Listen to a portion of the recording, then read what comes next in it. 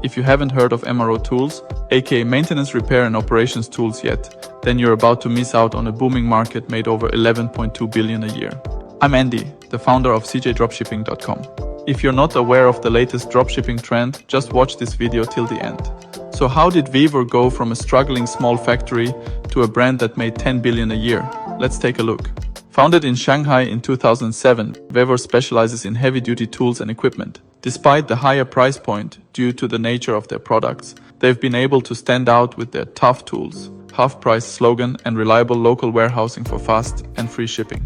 This strategy has made them a favorite among consumers. Although their products were originally designed for industrial use, with inflation rising and labor costs going up, many consumers have turned to DIY projects, and vevor has capitalized on this trend. With over 8 million monthly visitors to their site, vevor has transformed their website into a superstore with a wide variety of products, offering a one-stop shopping experience. They also provide detailed guides to help customers choose the right tools for different uses.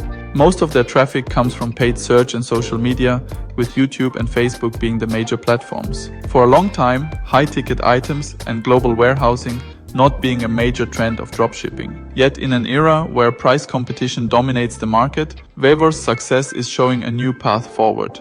Now, vevor is part of Dropshipping's global supplier network. If you're exploring new e-commerce opportunities, hope you can find valuable inspiration and support from our global resources.